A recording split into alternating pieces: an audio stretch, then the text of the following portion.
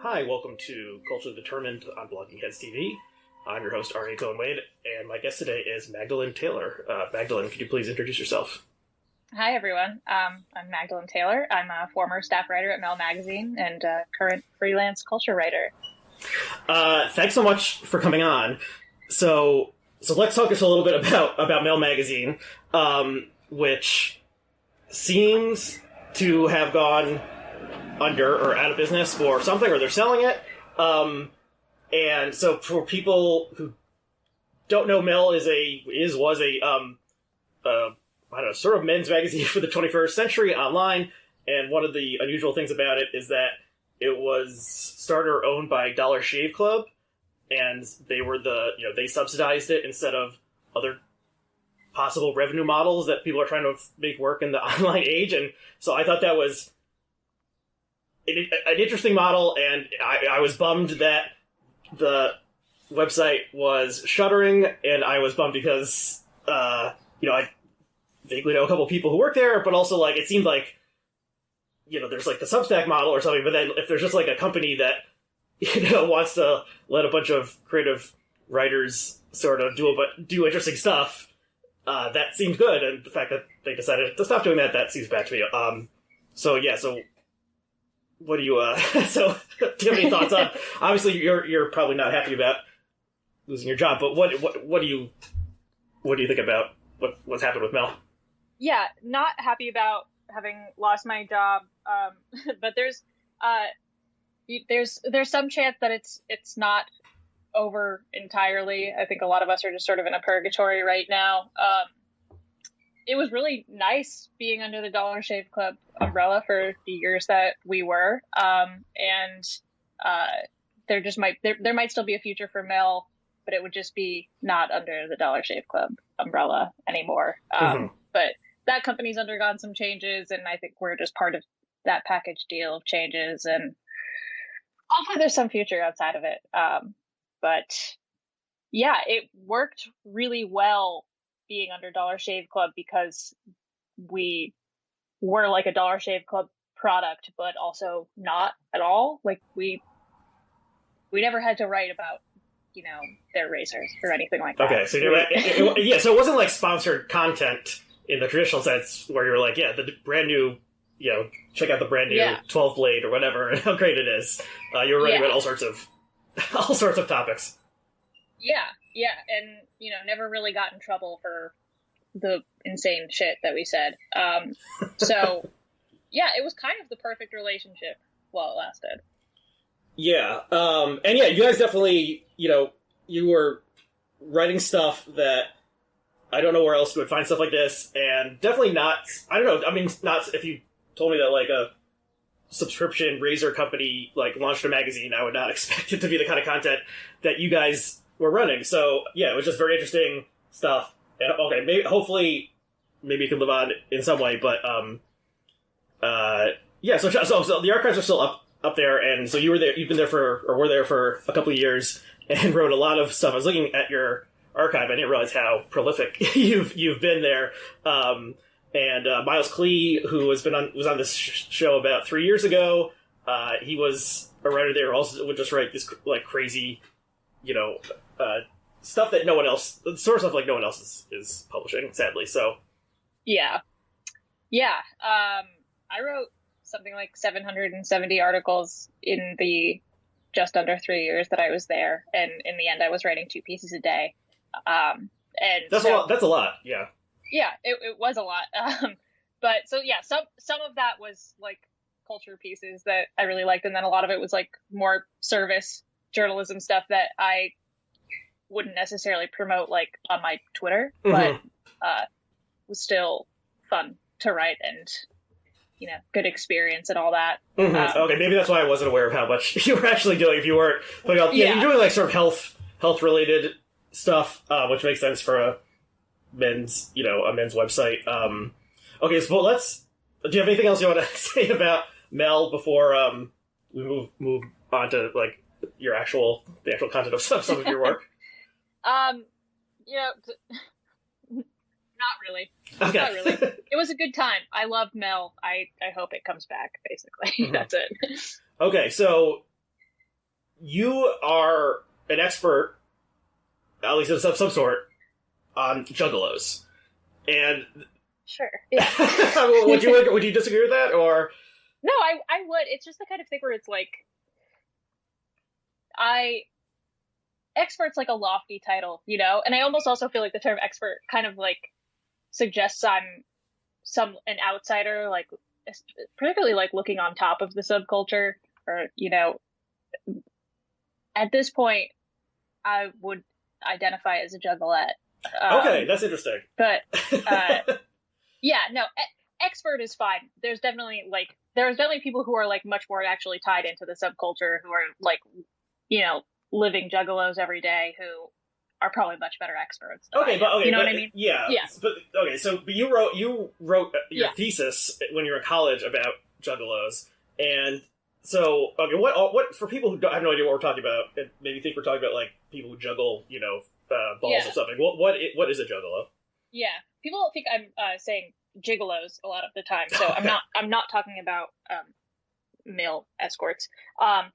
I am talking about Juggalos, the fans of the horrorcore rap duo Insane Clown Posse. And so they're a super devoted subculture, predominantly lower class white, often Midwestern.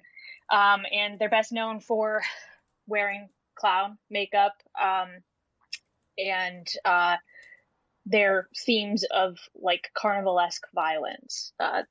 Insane Clown Posse songs are about, you know, clowns and like, you know, jugglers, but they're also about murdering the rich for their crimes against lower class people. And they're very explicit about, you know, chopping up heads and things like that. Mm-hmm. Yeah. Okay, so when did ICP start? It was in the 90s, right? Yeah, in the early 90s.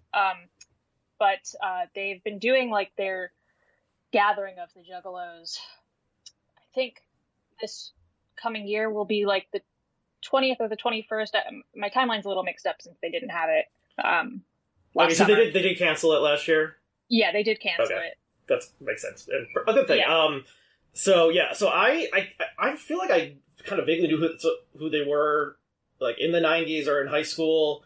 You know, I graduated high school in 2001, and so they were the guys, white rappers, a duo, Shaggy Too Dope, and what is the other one called? Violent J. Violent J, and yeah, they wear like white clown makeup, and it was sort of, I remember thinking back then, it was like, this is really lame, and this is sort of like it was kind of like Korn for people who are like even more losers than people who like Korn. Like that's what I understood it to be like in the late 90s. And then, like, just they would pop up, or they and their followers would sort of pop up in pop culture over the years. And at one point, like, the Homeland Security Department said they might be like a domestic terror threat. Yeah, that was maybe more than 10 years ago. They are still classified as a gang by the FBI. Okay. And so, and so I guess they had the Insane Clown Posse had, you know, popularity in the 90s, and then, as with many other bands in the 90s, sort of faded, but this subculture developed and maintained, and they have like a label with a lot of other acts on it, and then there was a video that they did that became a viral meme called Miracles, right? Mm-hmm. Mm-hmm. And we'll link to that. Probably people even saw it if they only vaguely remember this. And it's just, I mean, it's somewhere between, like, intentionally funny and unintentionally funny. I don't know. I think they knew what they were doing, but there's a line where one of the guys says, like, magnets, how do they work? And that became a meme. And then the writer Nathan Rabin, who used to write at the AV Club, he got really into, like, the Juggalo subculture, and he attended this Juggalo annual gathering of the Juggalos, which is, you know, sort of like a big music festival outside, and they have all sorts of other, like, crazy events associated with it. And he wrote a book, I think, where he spent, like, a year, like, following Fish and also the Juggalos around, and I remember reading that. It's a good book. It's also about how he sort of, like, realized he was like bipolar while he's doing all these crazy things because he's doing all these drugs and freaking out his loved ones and stuff. So I can't remember. Do you remember what that book is called? You know, and off the top of my head, I don't remember. Okay, I'll put the link below. I remember reading it, I think it was interesting and funny. But anyway, so sort of the subculture continued on.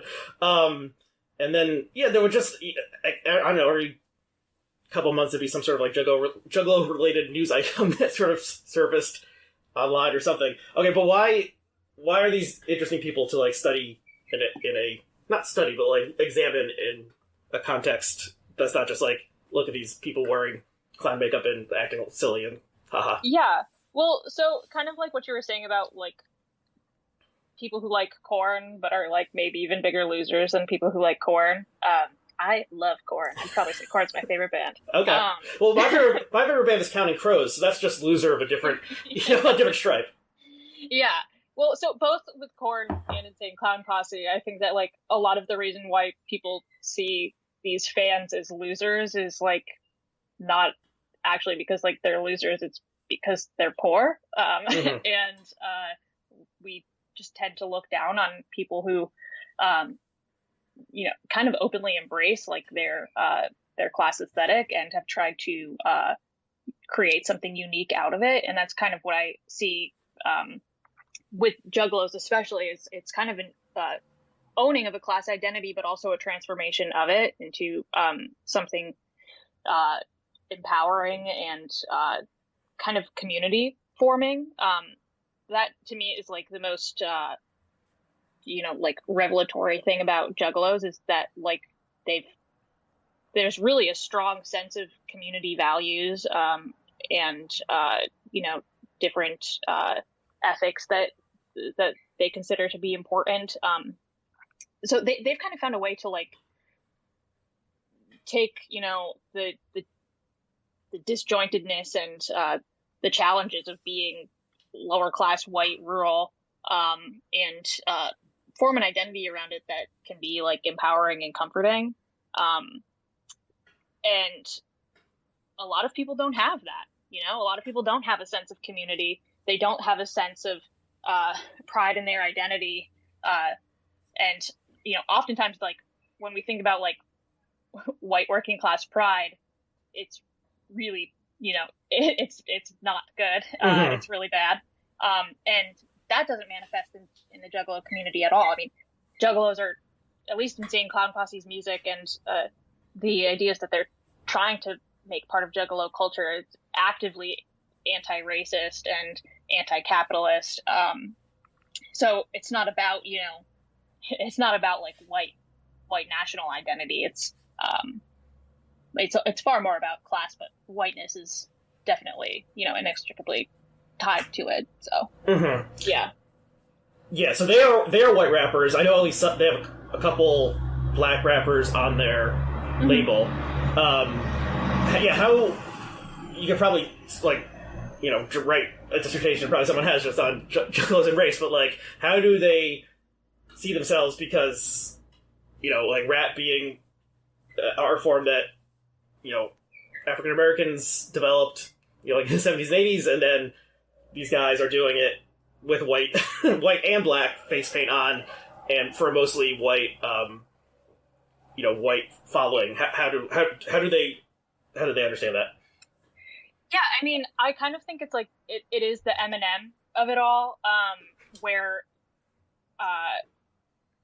Eminem is very white, but he comes from a background that he can kind of make some claims of authenticity to. And I mean, authenticity itself is like, it's a constructed identity that's like constantly being built upon. But, his class background of like, 8 Mile. 8 Mile. Yeah. That's the truth. And like, he's not constructing something, entirely false. And so it's really similar. It's a similar background with Insane Clown Posse. I mean, down to the Detroit thing too. Oh, they're from Detroit? Yeah, they're from Detroit. So they came up in an extremely similar environment to Eminem of of lower class rap around there. So, I think that it's just about neither Insane Clown Posse nor Eminem makes any claims to creating rap or that, being their own thing. I think they're both very clear that this is Black culture that they are participating in. Mm-hmm. But particularly with Insane Clown Posse, what they're doing is it's really its own thing. They're obviously not gaining much cultural clout from it because people criticize them and are generally see them as jokes. Right. They're not building that much of their own. They're not building mainstream cultural capital by participating in Black culture.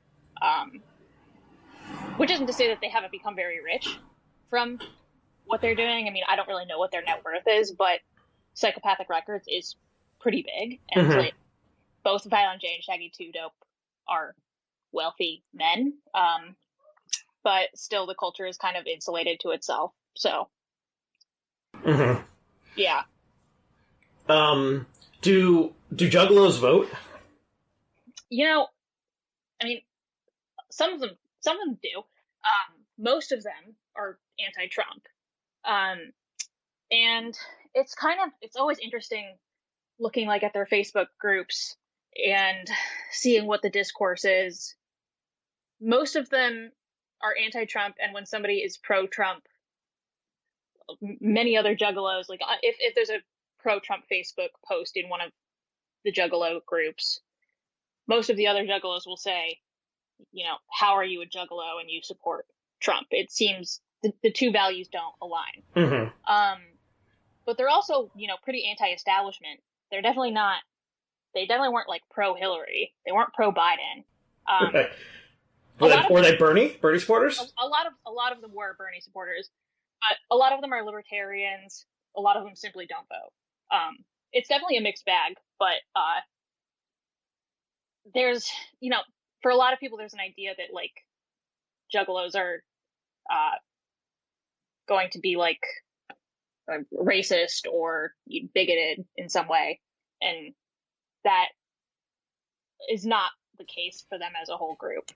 There's always people in a subculture who have varying values, but that's not true for them as a collective. Mm-hmm. So, am I remembering correctly that at some point the ICP guys denounced Trump or something, and they were if you are, maybe it was after Charlottesville, if you're racist, get out of our movement or something along those lines? Mm-hmm. Well, they have always early in their career, they made a practice of burning Confederate flags. Oh, okay, that's interesting. They have songs explicitly about murdering racists and how fucking stupid the Confederacy is and the fetishism of it. Mm-hmm. Do you think that's a Midwestern thing that most of the Midwest was in the Union 160 years ago, or But you do see if you go out to rural parts of a lot of of the North, you can see Confederate flags and stuff. Still, I'm in rural Massachusetts right now, and there are Confederate flags, and it doesn't make any sense to me. But I don't think it's about them being Union, the Union lovers. Okay. But I think there's one lyric that I'm not going to get it perfectly, but it's something we have slaveholders on our money, and you want to know why I kill people. Okay. It's about him being it's about them being so mad about how slavery and racism are foundational to this country that they want to chop up bodies. Okay. So yeah, but which isn't to say they're not perfect. And I don't think that they're like, like the face of like allyship in any way, but but they're like, I think that they actually put in the work most of the time to like at least be pushing the right ideology in their music. Yeah, in actually in a pretty like active way, and not just like, I think that's kind of what like the benefit of like the violence that they're talking about is like, it's a little bit less, it's a little bit more than just giving lip service to these topics. Like there's a real anger and aggression behind it, I guess. Right. And the logo of Psychopath Records is like this sort of little guy holding a cleaver, right? Yeah. He's called the Hatchet Man, but he is right. holding a cleaver. That would be my main question for them, is why he's not the Cleaver Man. Cleaver Man. Right. Yeah, so there's a lot of violent imagery, but also like supernatural, stuff, but they get, I just feel like it's interesting that maybe when, Nathan Rabin started writing about them, a roughly decade ago, it was still sort of seen as like, these guys are like the scum of the earth, essentially, and just total losers. And then there definitely was a shift, and maybe it was because people were coming out, at least in certain subcultures, coming out against Trump and against white nationalism, or people were like, oh yeah, like these guys aren't so bad, or even like they're kind of cool. And, and that's there was a time where people were really trying to say that like Juggalos are our comrades, right. and they are. I mean, like this is a working class group that like is mobilized. I mean, they had their own like protest in Washington, right? So that was when the DHS or whatever wanted them to be listed as a like domestic terror threat or something. They had like a Juggalo march in DC, and I mean, this it takes like there's a commitment to doing this stuff. I mean, just probably even just like putting the makeup on. If you're doing it yourself, which not all the fans do, but like that takes a long time, and going to wherever the gathering is every year, it's always like in very sort of isolated rural places. I understand it. So okay, so are you a Juggalette? Do you identify as a Juggalette? Yeah, like if asked, I would say yes. I like have it. I mean, I went to the gathering, and that was kind of the consensus. There was like, if you are here and you fuck with what's going on, then you're a Juggalo or a Juggalette. And I was very into it, and I'm very supportive of them. And I don't want to be somebody who would say no to being a Juggalo. So I would say I am a Juggalette. Okay, well, Mazel tov and more power to you. Do you put the makeup on ever, or do you just listen to music? No, I never actually did. I never did this. When I went to the gathering, it was in Oklahoma. No offense to Oklahoma and the people who live and love there, but it was hot and dusty. It's like the Dust Bowl's still happening there. Right, that's where it all started. And I could not fathom putting a thick coating of paint onto my face in that environment. Right. Plenty of people did, and I kind of regret not having done it. But it was really just a matter of being practical. I did get coated in Faygo, so. Right. So explain what Faygo is. Faygo is a soda brand, out of Michigan. And it is just loved by Juggalos. I mean, it has like a regional pride to it. So there's a lot of people in the Midwest who just love Faygo because that's where it's from, and that's what's available, and it's cheap, and it comes in a lot of like crazy flavors. Like, there's like cotton candy stuff, and then there's like, I don't know, like moon juice type flavors where it's like something, some flavor. But yeah, it's kind of just, it's like just a fun, cheap soda, and they love to shake up the bottles and throw them into the audience, and yeah. Right. So I mean, I just thought it was kind of like, maybe at, it's like the poor person's version of like spraying champagne around or something, like after you win the title to game or something, you're like spraying like cheapest soda around each other. Okay, so is there a piece that you've written about Juggalos that you would direct people towards if they were interested in learning more about them? Yeah, well, I mean, I would direct people to my undergraduate thesis, even though it's 111 pages and I haven't like updated it since I graduated college. I like defended my thesis and just did not edit it. But if they were interested in looking at it, I have it linked on my website, that's themagdalenetaylor.com, my portfolio website. I have that there. And yeah, I think that YouTube and looking at Juggalos on there is a good place to start understanding Juggalo culture. But I think it's super important to not only just take in like the visual of it all and the shock value of it, because that's what a lot of the work on Juggalos has done, is just look at these fucking Juggalos, look how crazy they are, look at these idiots in clown paint. Right. It's fine to do that to an extent, but yeah, it's a mix. It's a mix of seeing it, but also hearing what Juggalos themselves have to say. So, yeah, something maybe one of the other sort of cultural shifts that put Juggalos in a better light was like there's so much negativity online. I don't know if you ever noticed this, but like, and so here are these people who just seem to be like enjoying themselves. They really love this music. They really love dressing up this way. Like, unless maybe Tequila would be a counterexample, but like they're not hurting anybody, and they like, God bless them, have fun. So it's it's sort of like the people who like dress up in like medieval costumes and like fence, or fence with foam sword or something like that. Like, at some point, the cultural attitude was like, these are dorks, these are losers, like, get out of here, fuck them. And I don't know, maybe something seemed to have changed where it's like, at least they're not, storming the Capitol or something. Like, they're just doing their thing, they're having fun, God bless them.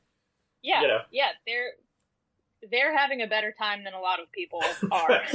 And they have friends, they have a sense of community, they have a sense of identity, and a lot of people don't have that. So that's what I think is it's nice. Yeah, it is like good for them. Like there's so many worse things you could be getting into like in America over the past 10 years. Absolutely. This is not so bad. We've come to realize that. Okay, so let's talk a little bit about some of the other things you wrote about at Mel. So one is Simps, and so I think I read the first Simp piece, or at least one of the first Simp pieces you wrote, and then you did an update at some point. But what is, and so part of it is that like the definition of Simp is possibly changing, and this was a word that I started seeing online a lot, a year or 18 months or so ago. And how would you define this word Simp? Yeah, well, so that's a word that was fully developed in like 90s rap, like 3-6 Mafia type origins, where it originally stood for sucker or somebody idolizing mediocre pussy. So, a very derogatory term towards somebody who, like, I don't know, helps pay like some mediocre woman's bills or something like that, who are just chasing a woman who is not top quality by somebody's standards, something like that. So so are the lexicographers sure that this did originate in like an acronym? Because sometimes there's a word that bubbles up and then people do like a backronym to like define what it was, and like even the word fuck, I think there's this false etymology for unlawful carnal knowledge. That's not real, but this actually was created as an acronym, and then it took off. Well, that's you're possibly right that it's just because somebody said it, because it does. I mean, like, it sounds like wimp. Like it has that kind of vibe to it. But like one of the original lyrics that it was in, he says like, I'm a pimp, not a simp. Okay.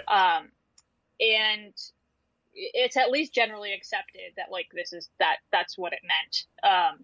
And even if that's not what the acronym, like even if that acronym is made up after the fact, it's still, that acronym is accurate to what the tone of the word was supposed to imply. Okay.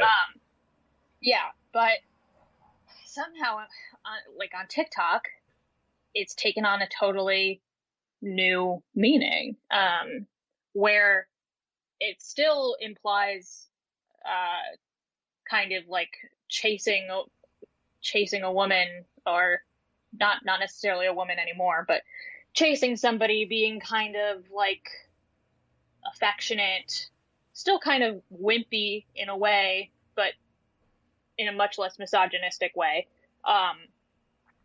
Where, I mean, it's kind of taken on multiple forms. The first time it was more like these men are wimps to women, but it didn't have the mediocre pussy part of it, really. Right. So in the online world, as I understood it, it would be like the woman posts the sexy selfie, and it's like the guy who's like always faving it and saying like looking great or something, but like he never, he's just like hoping for some, what is that meme with the Robin Hood, Disney Robin Hood was like crumb of pussy. He just like wants the littlest bit of acknowledgement from the hot girl, and so there's making fun of that sort of pathetic part of it. And then since I am not a TikTok person, but mainly on Twitter, it became known as like sort of like a reply guy, an insult to a reply guy to a popular woman. And I think I'm sharing this publicly for the first time. I was accused of being a simp by someone. I don't even remember who or why, but the proof that this person offered that I was a simp was they did a Twitter search of all my replies to Brandy Jensen tweets. And we actually follow each other, so if she does a joke, sometimes I'll do just a reply guy joke, and so I thought simping, guilty, but he was just like, you reply to Brady Jensen, you're a fucking simp, and scum of the earth, get out of here, and then it really blew up for some length of time where people were calling each other simps, and then I think. Could it even, it sort of could overlap with, stan culture in some ways? Because, you could be a simp for, Marvel or something, and then you're always, something like a pathetic fan kind of thing. Yeah, that's absolutely right. And what I think is, strangest about this resurgence of the word is that people will say, to a partner, I'm simping for you. And it's you are saying that this person has a mediocre pussy, technically. Uh-huh. So but obviously the term is just, it's shifted away from that entirely. It doesn't have that meaning anymore, but that's that's really the key thing about the shift is that it's no longer an insult to the person who is the object of the affection. Whereas once it really was an insult to women. Okay, so it's slightly less misogynist than it used to be. Yeah, now I saw so many TikToks of young lesbians using the term that they're simping for somebody. And like a celebrity or a person in real life? A person in real life. Okay. But also, celebrities can apply to it too. But no, they would use it for somebody that they actually had a crush on. But it didn't have any of that air of insult to it. So that's interesting. Yeah, crush. I guess it's very middle school sort of term, and adults still say they have a crush on other people, but I guess there is something searching for some term that is a little more grown up. When I was in high school, people in my high school started saying "sweat" instead of "crush." I'm sweating her. I don't know if where that came from, or I don't think people in the larger world ever embraced that. But that was sort of another, yeah, you just don't want to say crush because it makes you sound like a little kid, I guess. Yeah, I mean, there is, like, still that sense that, like, this is, like, embarrassing because you're in a vulnerable position.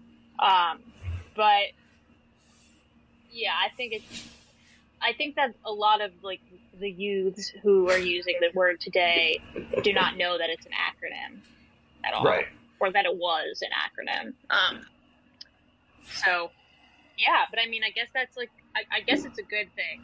Like, people are not referring to mediocre pussy constantly. Right. So. I mean, you know, well, I'm thinking, like, incels and stuff, and, like, the misogyny within incels, but then, like, do incels just seem to want any pussy, not to, like, you know, that's the whole thing. They don't, like, is it mediocre or not? Like, they don't even know the difference between mediocre and not mediocre pussy because they never had it, so. Yeah, well, I mean, that's kind of, I think that with a lot of incels today, it's, a lot of them see themselves as involuntarily celibate because they would refuse to have sex with a woman that they deemed of, like, lower value. Right. That their standards are actually, like, way too high. Right. And it's not that they would have sex with anybody. It's that they think that they are deserving of, you know, a top tier woman. Right. I actually just, a couple days ago, was listening to a podcast called After the Orgy, and the guest was saying that the problem with incels is they're not horny enough. If they were as horny, this guy was, like, someone who had said he had, like, slept with 10,000 women or something, and, you know, he was like, I'll take it, like, I'll sleep with any woman, be like, you know, that's just how horny I was, whereas the incels, yeah, you know, clearly they're not horny enough, so I never considered that part of it. Funny way of putting it. And then there was a TikTok, some of these, I guess one of the things with TikTok is, like, embedding a tweet or something, sometimes they disappear, but in one of the articles there was a TikTok of a young woman, and she has sort of, like, aqua green hair, and she's giving advice about fuckboys, like how to deal with a fuckboy. Do you remember this? Yes. I think so this is involving with simps, like, you know, the fuckboy simping for you, like how can you treat them and maybe you, like, bring them along to, like, become an actual. It was how to make a fuckboy simp for you. Okay, that's what it was. Something, at least something like that. But yeah, so it was like she wants to be associated with this term. So you're referring to the youth, so you're obviously more connected to these people than I am. So is the fuckboy and the simp, are they opposites? If you want to turn one into the other, the fuckboy only wants to fuck. The simp is, like, catching feelings, as the kids say. Yeah, the simping definitely involves catching feelings, whereas a fuckboy is somebody who does not have the feelings or something like that. Yeah. He only wants to fuck, and hence the name. But watching this video, you know, not knowing who this woman was or anything, it struck me that the advice she's giving is basically, like, the rules from the 90s. Of, like, you know, never. So this was this book that a dating guide that came out in the earlier mid 90s and became super successful.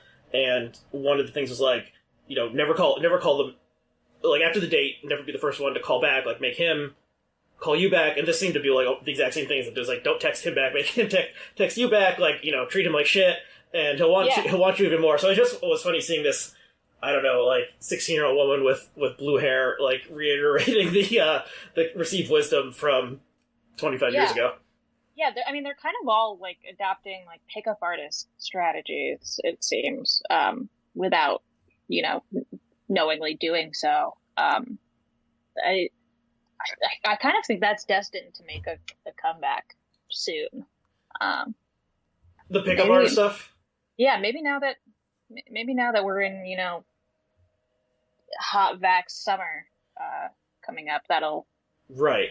Yeah, that's interesting because I think people are going to want to go out to bars and other places where there are a lot of people around for obvious reasons. And then a lot of the pickup artist stuff was before dating apps, and so it was more like how to pick up women at a bar or a club or something like that.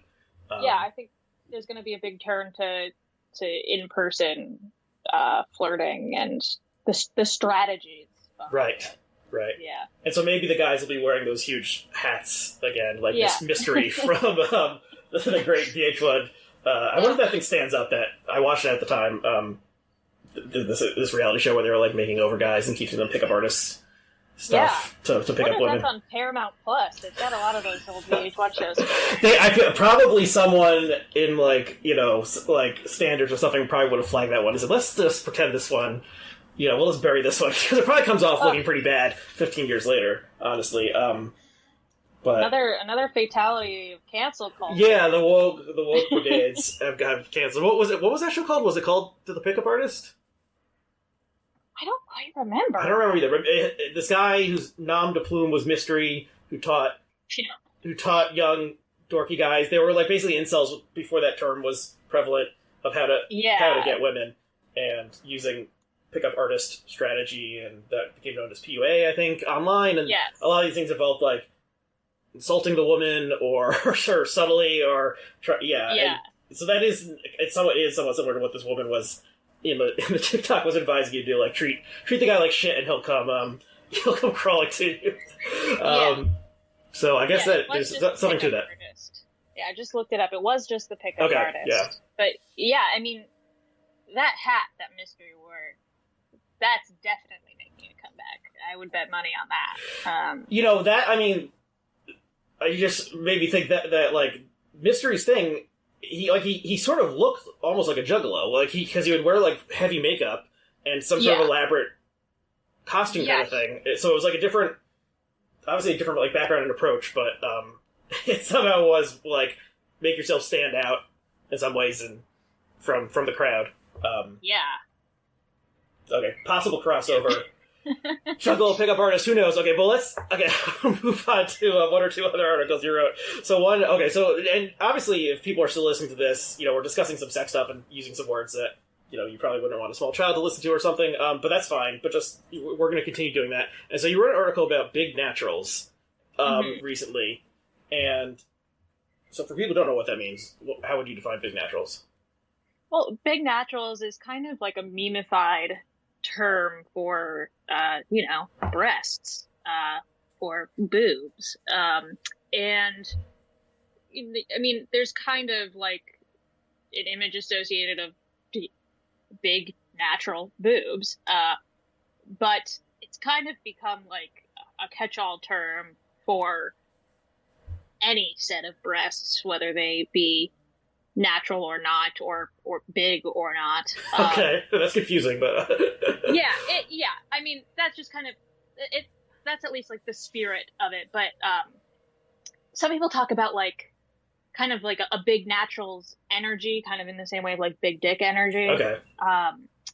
It's just kind of like the joy of a bosom. It has it has broad applications, but it's kind of just like I see it as almost like an innocent love of breasts, not necessarily like in a hypersexualized way. Kind of flipping the hypersexualization of it, because I think like big naturals probably originated as like a Pornhub like MILF title, like big natural MILF, that kind of thing. Okay. But now it's kind of, it's like just, it's just nice. You just think about how like, it's nice and comforting in a way, kind of motherly, I would say. Right.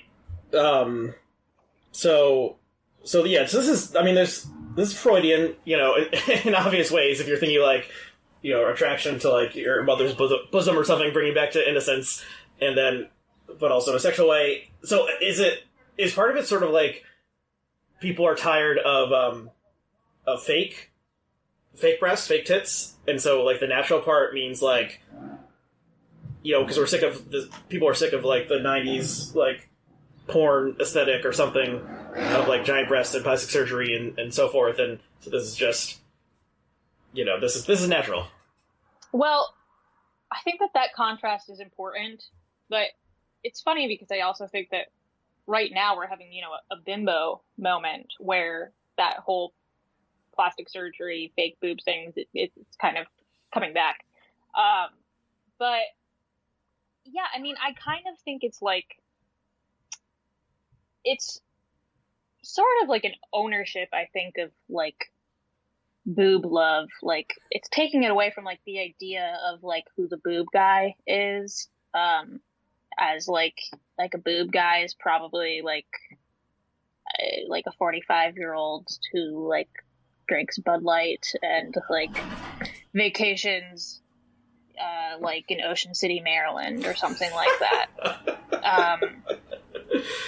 Okay, interesting. So it's kind of like reclaiming that, but still holding on to like the ethos of just like an unbridled appreciation for breasts.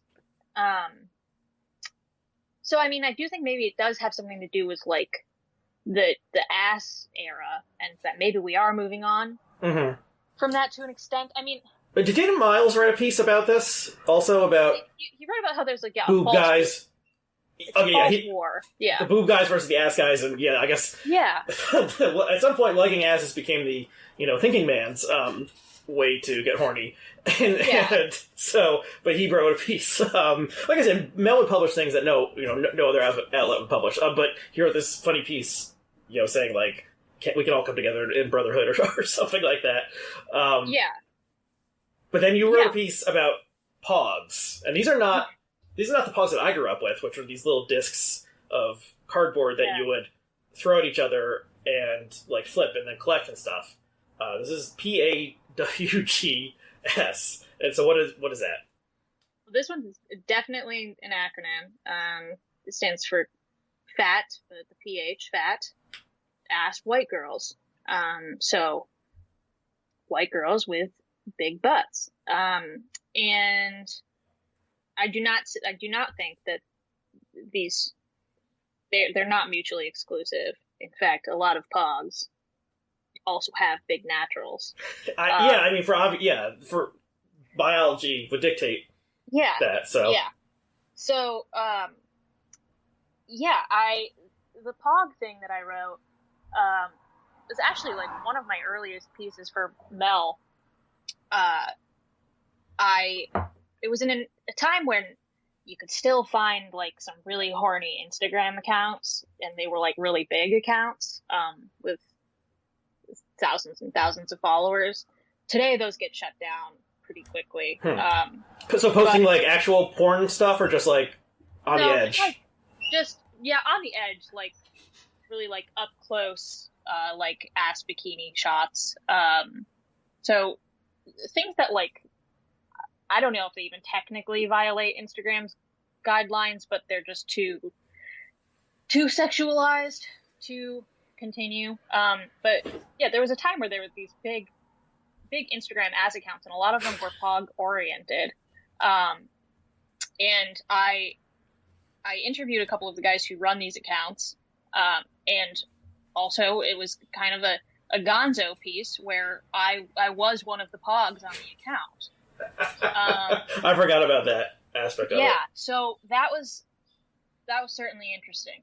So okay, explain that more. Was your content was collated by this third party, or? Yeah, well, so I was interested in the piece having occasionally been called a pog myself, and so I went into writing about this phenomenon, about like this kind of porn term. And so I reached out to these Instagram accounts, and they were like, you're a pog yourself. And I was like, okay, well, like, let's see how this goes. Because they were like, yeah, if you want to be on this account, we'll let you on. And I said, okay, let's see what happens. Okay. And what happens is you get a lot of like horny Instagram followers.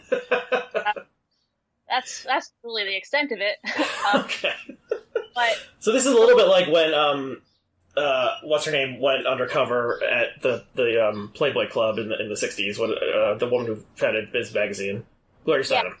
Yes, that's a really nice way to put it. Okay, so that you're the natural heir to Gloria Steinem, and okay, so and then you did something once about like reading, like, you did a video where you were reading, like, the comments, the corny comments that were left under your Instagram posts and so forth. And yeah, so how do you think about all this stuff? I mean, obviously you have your own account. There's not a POG account. It's photos of you and so forth. How do you, what do you make of of all that? Yeah, I mean, I sort of just, at this point, I've decided to just lean into it. I mean, like, kind of, I feel like as a writer, you kind of have to take what audience you can get. Right. And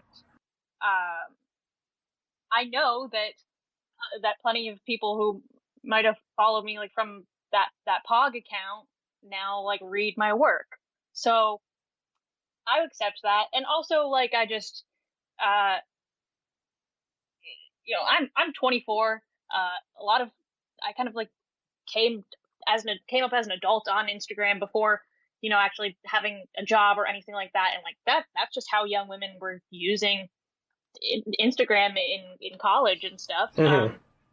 And so it kind of just coincided naturally, and I decided I didn't really want to change much about my social media identity. And that's also something that, Mel allowed for. I think if I was working at a number of different publications, I might have had to clean up my act a bit. But I didn't have to. Have you thought about going private or something now that you're sticking with the brand?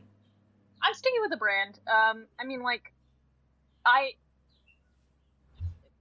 the people who, like, if anybody's been, like, tracking my social media identity, I have, like, publicly toned it down a tiny bit. Okay. People might disagree, but I mean, I don't know. I just think it's kind of part of the package deal, and like I said, it's gotten me some readership, so I will accept that. So yeah, that makes sense. I mean, it's like, in this economy, you got to do what you got to do in this online economy. Okay, wait. There's one more I want to one more article I at least want to briefly bring up, which is one you wrote about dating apps and guys who post photos of themselves with their cats. And I guess there was a study that came out showing that women value men who have photos with cats in their dating profiles less than without, or with dogs. And I posted just a couple days ago about being in the process of adopting a cat, and one of my followers sent that study to me, being like, this is going to be bad for you. And I think I'm outside the demographic that this was studied, such that, well, whatever. But I think it's interesting, and it gets to, like, the self-presentation that everyone does all the time now online of, who you are and who you, the persona you're creating. And it's kind of a bummer. I mean, I'm both a cat and a dog person, but, like, thinking, like, maybe there's some guys out there who are like, oh, like, maybe I'll adopt a cat one day, and then they see this and then they decide not to. And then, there's more cats at the shelter not getting adopted because of this idea or this particular study. But you even though you reported this, you kind of thought you were like, don't. Yeah. I mean, I really hope that it hasn't translated to more cats in a shelter at all, because that would be very sad. But it's also just, I think that worrying about that kind of thing it's kind of like ruining whatever potential good you can interpret from online dating. That, like, with online dating, you have a much larger pool of people who will either accept who you are, or they're not interested, and to try to curate your online identity, your social media identity, particularly your dating app one is kind of what I mean to say, to, like, be appealing to the broadest pool of people is kind of besides the point, because you want to find somebody who you're most compatible with. I think. I mean, it depends on what your goal is. If you're somebody who's exclusively looking to hook up with people, then yeah, maybe the cat picture, you shouldn't have it. That doesn't mean you can't have a cat. Just maybe don't pose with the picture. Right. But I mean, but if you have a cat, you love your cat's a part of your life. Yeah, take a picture with your cat. I mean, because there are going to be people out there who like cats and like guys who have cats, and you might not get as many swipes on the women who aren't interested in that, but you will still hopefully come across the right ones. I don't know. I think that studies like that shouldn't deter people, because what it just does is encourage people to not be themselves. And I like to think that that's like the one thing that online dating allows you to do, is to be yourself. But maybe that's naive. I don't know. I think that might be naive, but yeah. I mean, if you're looking, it depends what you're looking for. I mean, the fuckboy. So if there's a fuckboys out there, who have cats, don't put them in your profile, because that will dissuade some women. But for the potential simps out there who are looking for someone to devote themselves to, and so on and so forth, then show your true self, I guess. Okay, so this is maybe the last question I'll ask. What have you learned about men or young men from working at Mel?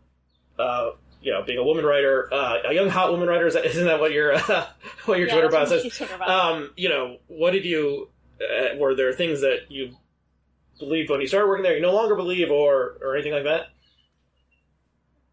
I don't think that there's anything in particular that I believed about men broadly before I started working at Mel, but it definitely confirmed that men are just like very insecure in a lot of ways, and have a lot of anxieties about little things that I think a lot of other men's publications weren't really addressing. I mean, and if they were addressing these anxieties, they weren't framing them as anxieties. I think a lot about how, I kind of started getting onto this beat where I exclusively covered penises. And, well, not exclusively, but like 50% covered penises. And so I was like constantly on Google Trends and stuff, looking at like what people were searching for related to penises. Oh, okay. And there's just so many people worried about their size and what's an average size and things like that, where it's kind of, or like what constitutes big. And it's like, there's a lot of anxieties about these kind of opaque terms and constructs that don't really have a definition. I don't think any of those questions can really fully be answered. And that's kind of a lot of it. Just these anxieties that are probably not fully being understood as anxieties, or like anxieties that aren't really being given much thought or personal criticism to.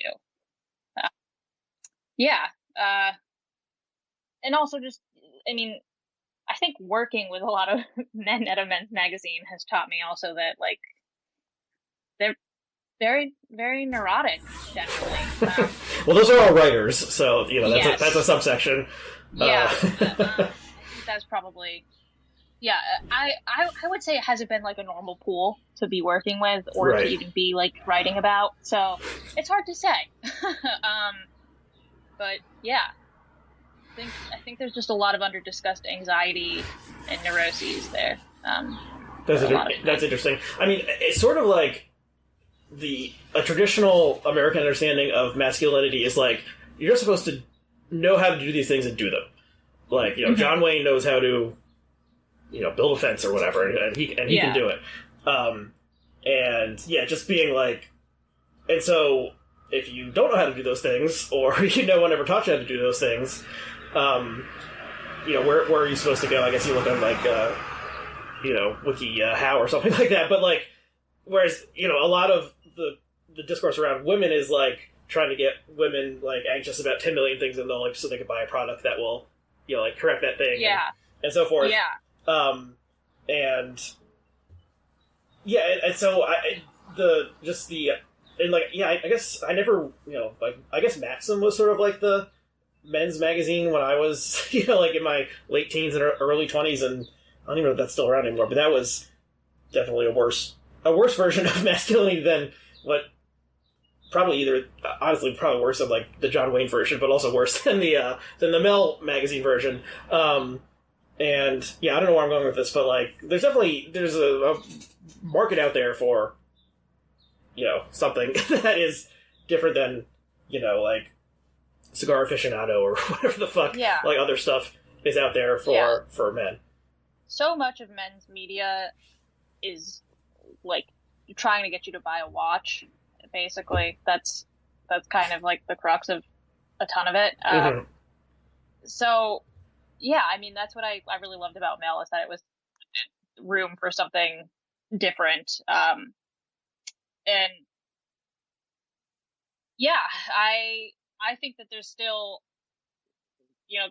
if Mel doesn't become reincarnated into something else, then there's going to be a big gap in the online space for something that is honest about the anxieties of men and of masculinity. Yeah, and there's a lot of bad stuff out there. I mean, there's like the incel pickup artist stuff, like the manosphere, like men going their own way. There's Mike Cernovich, who wrote a book called Gorilla Mindset that actually I reviewed a couple of years ago, and that is mostly garbage. Also, yes, there's just a lot of, especially online, there's a lot of bad sort of like lifestyle stuff for men or advice for men, and I don't know what the good one would be exactly, but I don't know.